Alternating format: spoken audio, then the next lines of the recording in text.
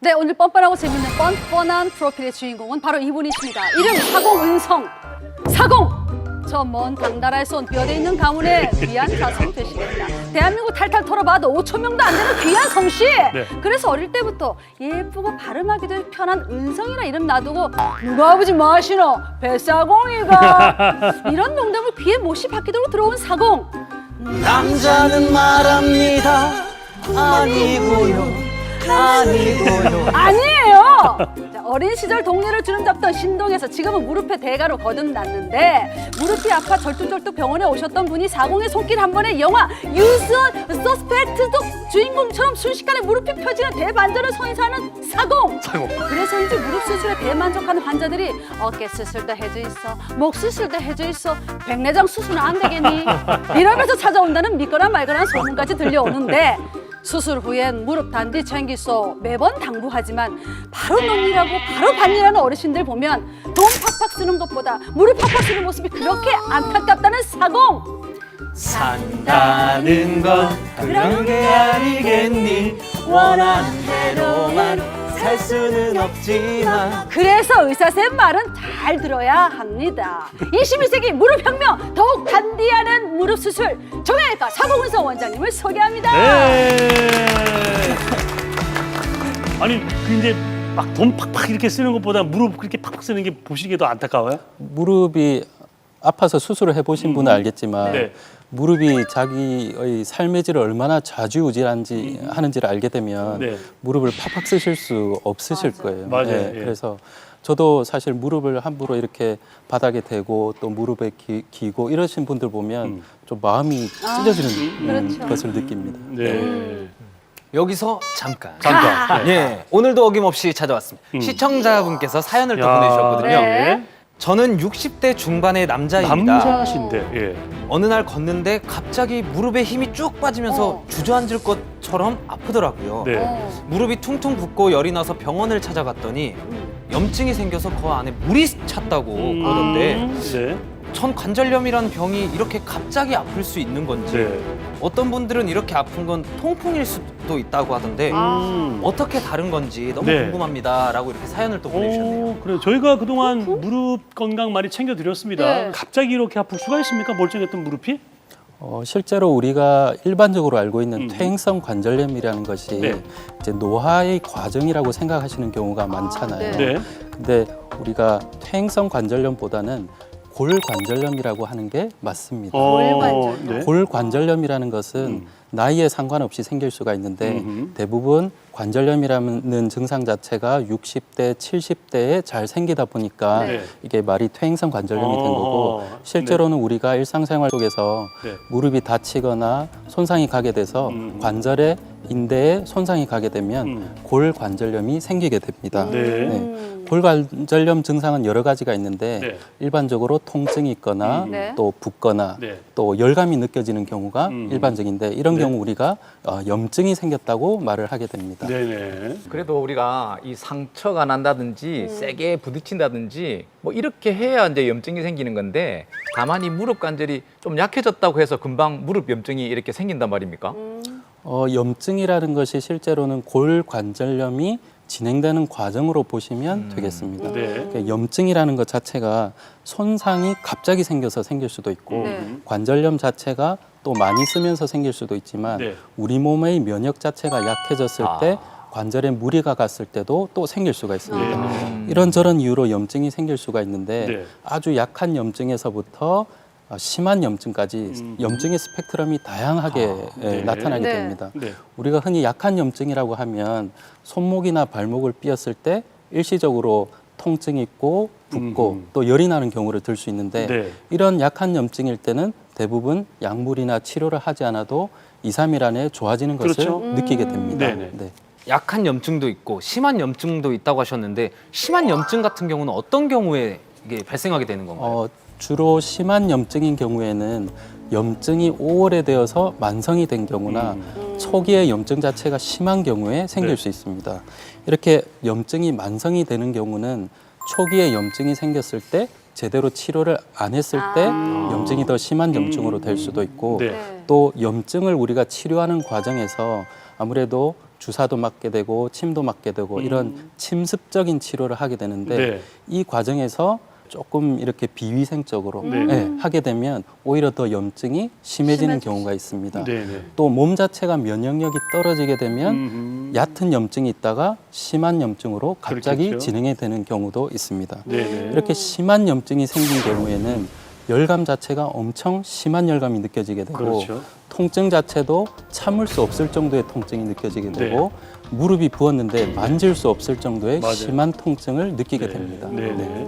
그래서 그걸 환홍성이다. 가능성. 아, 네, 우리가 흔히 이제 의학 용어로 네. 쉽게 말하면 이제 환홍성 관절염이 생겼다고 합니다. 네, 그래서 우리 콧물, 네. 또 농 이런 것이 무릎에 찼다고 생각하시면 되겠습니다. 이게 관절에 물이 차면 정말 많이 좀 불편할 것 같거든요. 그 이 환홍성 관절염이 무릎에만 생기는 건지 아니면 또 다른 관절에도 생길 수가 있는 건지. 그러네. 예.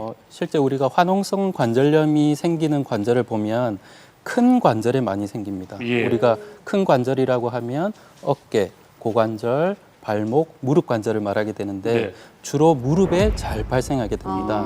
이유는 무릎 관절 자체가 용량이 크기 때문에 그렇겠죠. 네. 네.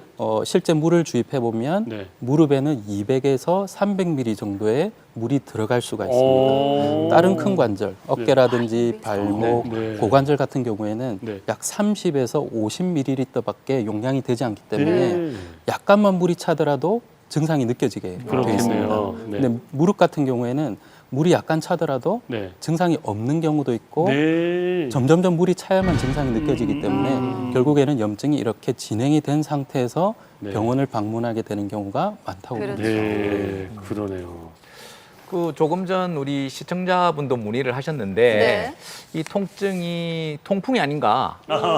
사실은 지금 우리가 환홍성 관절염을 하고 있지만 네. 이게 사실 루마티성 관절염도 있을 수도 있고 맞아요. 또 네. 금방 말했던 통풍성 관절염도 있을 수 있고 막 이걸 좀 우리가 잘 모른단 말이에요. 네. 이거를 정확하게 한번 구분을 구체적으로? 한번 해주십시오. 정확하게, 네, 정확하게. 루마티스 관절염, 통풍, 환홍성 관절염 이렇게 딱 세 개로 딱 나눠서 네. 우리가 이제 무릎이나 관절에 농이 차는 염증을 일으키는 질환이 네. 방금 우리 조 원장님이 말씀하셨던 류마티스, 통풍, 환홍성 관절염 이 세 가지가 있습니다. 네. 실제 류마티스 이 세 가지 병을 구분하는 데 있어서는 네. 발생하는 부위라든지 네. 또 그 관절에 물을 뽑았을 때의 상태, 네. 또 혈액 검사를 했을 때의 상태, 또 약물을 주입했을 때 반응 정도를 보고 우리가 세 가지를 구분하게 됩니다. 네. 류마티스 관절염 같은 경우에는 네. 주로 손이나 손목에 생기는 경우가 많고 그렇죠. 흔하지 않게 무릎에 발생합니다. 음. 통풍 같은 경우에는 발목이나 주로 발가락에 그렇죠. 생기는 경우가 많고 무릎에는 흔하지 않게 또 생깁니다. 예. 근데 이 환홍성 관절염은 대부분 무릎에 무릎에 많이 생긴다. 생기는 걸로 알 수가 부위가. 있고 네. 또 우리가 피 검사를 하게 되면 류마티스 관절염 같은 경우에는 류마티스 인자가 양성으로 나오게 됩니다. 네. 통풍 같은 경우에는 요산 수치가 증가된 것으로 볼 수 있고 그렇죠. 환홍성 관절염은 두 가지 수치에서는 특별한 증상이 없지만 네. 염증 수치나 백혈구 수치가 많이 증가된 것으로 알 수 있습니다. 네. 또 우리가 관절에서 아까 물을 뽑는다고 했잖아요. 관절에서 물을 뽑아 보면 류마티스나 통풍과는 다르게 환홍성 관절염 때는 정상적인 백혈구가 200개라고 치면 네. 네. 환홍성에서는 5만 개 이상 와. 차이가 난다. 증가된 것을 볼 수가 있습니다. 또 우리가 약을 투여해 보면 네. 약을 먹으면 류마티스나 통풍 관절염 같은 경우에는 대부분 약의 반응을 잘합니다. 네. 그런데 환홍성 관절염은 약을 먹더라도 계속 아픈 경우가 많기 때문에 안 되는구나. 그 차이를 가지고 우리가 구분을 하게 되겠습니다. 이거 그러니까 무릎이 아프다고 내가 뭐겠지, 퇴행성이겠지, 뭐겠지 이렇게 추측하고 자가 진단해서 안 된다는 거예요. 제대로 치료를 잘해야 된다는 건데 안 그렇습니까? 그렇지 못하면 좀 낭피를 당하시겠어요? 실제로 환홍성 관절염이 진단이 되었는데 네.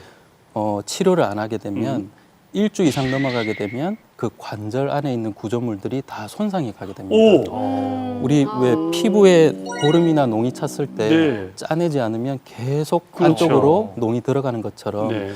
환홍성 관절염일 호호. 때도 빨리 세척을 해서 염증 세포나 그 활액막, 염증 활액막 조직을 제거하지 않게 되면 네. 관절 안에 있는 연골이나 인대들이 다 녹아내리게 됩니다. 그렇게 되면 나이가 젊으신데도 관절염이 굉장히 빨리 진행하는 경우가 있기 때문에 가급적이면 화농성 관절염으로 진단을 받는 즉시 네. 응급으로 수술을 하는 것을 권유드립니다. 이 수술이라는 게 네. 절개를 해서 하는 것이 아니고 네. 우리가 관절 내시경이라는 것을 이용해서 네. 이 네. 약 생리식염수 10리터를 사용해서 예. 관절 안을 다 씻어내는 씻어내려 거죠. 계속. 씻어내는 거. 씻어내는 것만으로도 네. 염증을 다 제거할 수가 있고 예. 그 이후에 3주간 항생제나 냉찜질을 하시게 되면 대부분 큰 무리 없이 네. 다시 또 일상으로 돌아가실 수가 있습니다. 네. 근데 이 치료가 하루 이틀만 늦어져도 네. 이 안에 있는 조직들이 다 녹아버리게 됩니다. 네. 그래서 허허. 이 복구가 안 되기 때문에 예. 가급적이면 진단을 받는 즉시 빨리 가요. 바로 치료하는 것을 권유드립니다. 야, 이런 상태의 한 분이 네. 실제로 병원을 찾아가지고 사공 원장님을 만났어요. 예. 만나가지고 천만다행히 건강을 회복했다고 하는데 자, 그분을 직접 만나도록 하겠습니다. 평소 무릎 통증으로 여러 치료를 받아온 환자분. 그런데 갑자기 무릎 상태가 악화됐습니다. 제가 이런 마트 이런 거 다니는 거 참 좋아하거든요. 거기도 심지어 너무 통증이 심해서 못 다녔어요. 밥을 할 때라든지 뭐 반찬을 할 때라든지 간병인이 나를 다리를 부축하듯이 잡아가지고 옮겨줘야 돼요. 인공관절을 미루지 말고 해라는데 제가 뭐 이렇게 저렇게 하다 보니까 시간이 너무 이제 없는 거예요. 저희 아들이 부축해가지고 제가 한 발자국도 못 디뎠습니다. 그래 견디다 못해서 지팡이 짚고 여기 왔었어요. 갑작스러운 무릎의 통증과 부종이 있었는데요. 염증이 심해지며 발생한 화농성 관절염이었습니다. 압통이 너무 심하셔서 이제 만질 수 없을 정도로 아프셨고, 그다음에 열도 많이 나고 있어서 화농성 관절염이라고 부르는 그 증상을 이제 다 나타내고 계셨어요. 마취를 하고 내시경으로 이제 염증과 또 무릎을 싸고 있는 활액막이라고 있습니다. 그 활액막을 다 제거하는 것이 염증을 제거하는 방법이거든요. 1 미만이 정상인 염증 수치가 9.26까지 증가된 상태. 4월 5일 수술을 하고 염증 수치는 정상으로 돌아왔는데요. 하지만 오른쪽 무릎은 이미 퇴행성 관절염이 진행한 상태. 염증을 제거한 후 인공관절 치환술을 시행했습니다. 3개월까지 별 문제가 없었다는 것은 크게 문제가 없다는 뜻이에요. 무릎 앞쪽, 뒤쪽 이렇게 깨끗하게 돼 있고 구부렸을 때도 이렇게 균형이 맞아서 돼 있고 수술을 잘 해놨어요. 그래서 너무 걱정 안 하셔도 될 것 같아요. 붓고 열감이 심했던 무릎이 정상적으로 돌아왔는데요. 무릎을 굽히는 관절의 각도도 잘 나오고 있습니다. 정말 부어 있을 때는 발을 한 발자국도 못 디뎠습니다. 지팡이를 짚어도 그 인공관절을 하고 난 뒤는 이제 제가 손으로 저 다리지만은 잡고 안 옮기도 되고 걸을 수도 있고 지금 너무 좋아졌습니다. 수술 후 인공관절이 몸에 적응하기 전까진 약간의 염증이 있는데요. 이때 도움이 되는 냉각 치료. 액화 이산화탄소를 치료 부위에 분사하면 염증과 부종 감소에 효과적입니다.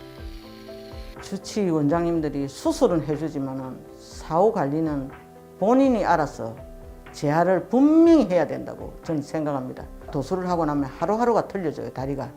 예, 정말로 많이 좋아진다면 산도 가고 싶고 정상인처럼 아주 무리는 아니지만은 정말 하고 싶습니다. 저 소원은. 무릎에 물이 차면은 이게 다 염증으로 보는 건가요? 그러게. 일단 무릎에 물이 차면 염증이 생긴 것으로 봅니다. 이 염증이라는 것이 우리 몸에서 일어나는 힐링 작용인데 네. 염증이 생긴다는 것은 백혈구와 사이토카인이라는 두 세포가 만나서 싸울 때 물이 생기게 됩니다. 네. 그래서 우리가 염증이 있으면 물이 생기는 것은 당연한 작용이라고 보시면 됩니다. 이때 우리가 결국 염증을 없애는 방법이 이제 약을 먹고 냉찜질을 하게 되는데 네. 약 3주간 치료를 하지 않게 되면 네. 염증은 재발을 잘 하게 되어 있습니다. 재발을 하네요. 그 원래 이 퇴행성 관절염도 있으시고 또 진행이 되어 왔는데 이것이 또 반복적으로 또 뭐 염증도 생기고 또 물이 차고 계속 그런단 말이죠. 네. 네. 우리가 퇴행성 관절염이 결국 골관절염이라고 말씀드렸는데 네, 그렇죠. 제가 잠깐 그림으로 설명드리면 예. 이 이쁘다. 골관절 이게 뭐예요? 우주 같은데? 요술 같아.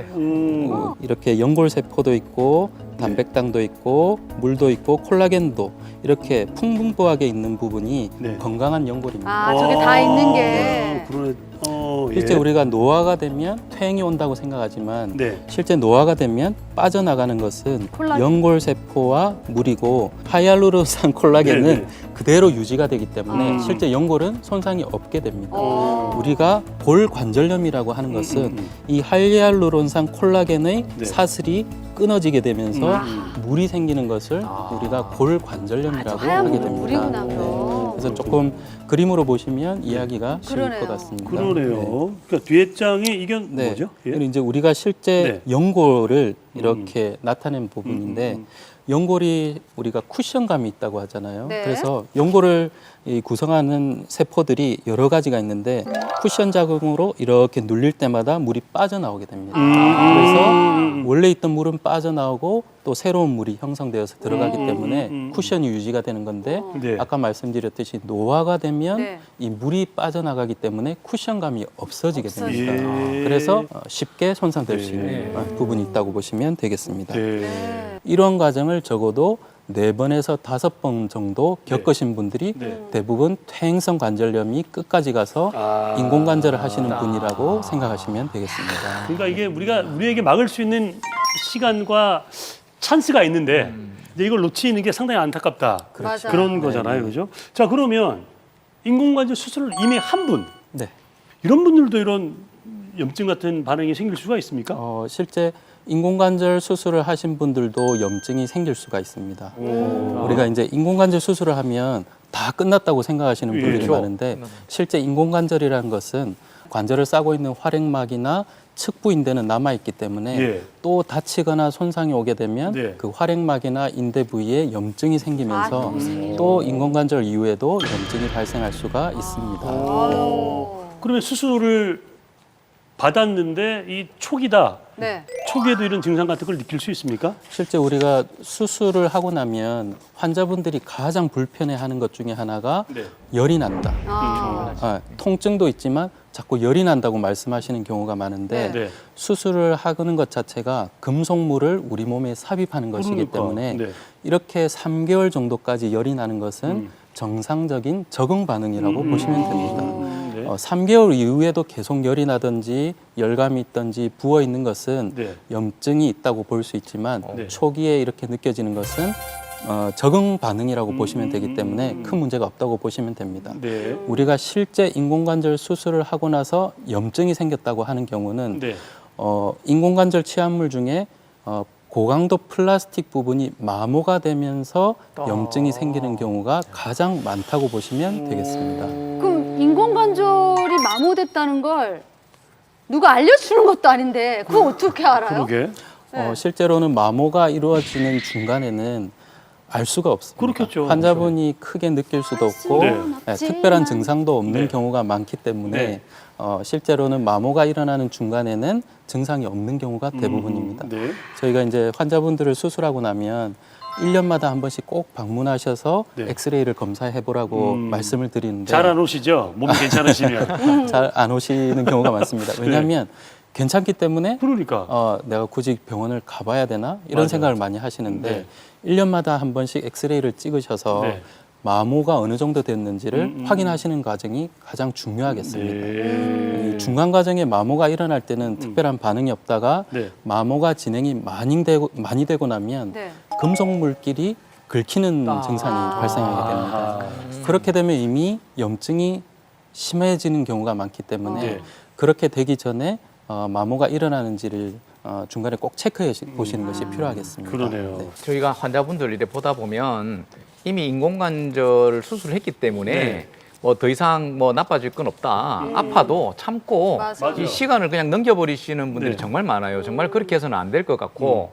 그런데 그래서 이제 염증이 생겨서 인공관절 재치환술을 하게 되면 또 정상적으로 생활을 할 수 있게 되는 겁니까? 인공관절 재치환술 염증으로 인해서 재치환술까지 가게 된 경우는 대부분 염증이 심한 경우가 많습니다. 아. 그래서 한 번만에 재치환술이 되지 않고 결국 치환물을 꺼낸 다음에 항생제 시멘트를 삽입하고 네. 염증이 다 가라앉고 난 다음에 다시 인공관절 치환술을 하게 됩니다. 아. 이렇게 되면 이미 수술 횟수가 여러 번 되게 되고 네. 일상적인 걷는 것, 네. 앉았다 일어나는 것까지 회복되는데 아무래도 시간이 걸리게 되고 예. 걷는 것까지는 크게 문제가 없지만 우리가 인공관절 하고 나서 앉았다 일어나거나 계단 내려오는 게 불편하면 불편하다고 느끼시게 되는데 그 기능까지 회복되는 데는 시간이 오래 너무 걸리게 오래 됩니다. 걸리죠. 자, 그러면 이제 우리 무릎을 좀 잘 지켜야 될 텐데 이 무릎 좀 건강하게 지킬 수 있는 스트레칭 같은 거 있으면 좀 공개해 주세요. 네. 이렇게 의자에 앉아서 네. 우리 요즘 스마트폰도 많이 보고 TV도 많이 보니까 이렇게 보시면서 이렇게 다리를 들고 예. 8초에서 10초 정도 힘을 줘야 되는 거죠. 네, 굳이 이렇게 발목을 당기거나 네. 힘을 주지 맞아요? 않으시더라도 네. 이렇게 들고만 계셔도 힘이 들어올 수 있게 됩니다. 예, 네. 여기 네. 두 발 다 올려야 되나요? 두 발을 다 올리게 되면 허리에 무리가 가기 때문에 하나씩. 네, 한 다리씩 하는 것을 그렇지. 네, 한꺼번에 추천드립니다. 빨리 끝내요. 성격이 좀 욕심내지 급해요. 맙시다. 원장님이. 이렇게 번갈아서 네. 몇 번 정도? 한 번 하실 때 10회 정도 하는 걸 오, 추천드리고 예. 하루에 30회 정도 하는 걸 추천드립니다. 네네. 그다음에 이제 이거는 무릎이 안 좋은 분도 하면 좋고 관절염이 있는 분도 하면 좋은데 네. 한 발로 다리 서기 운동 네. 네, 이렇게 아. 서서 균형 잡기가 힘드시면 네. 이렇게 옆에 있는 아, 구조물을 잡고. 짚으셔도 되고 잡아주고. 그냥 높이 들 필요 없이 이렇게 아. 들고 계시면서 음. 이렇게 균형 잡기 운동을 하시면 네.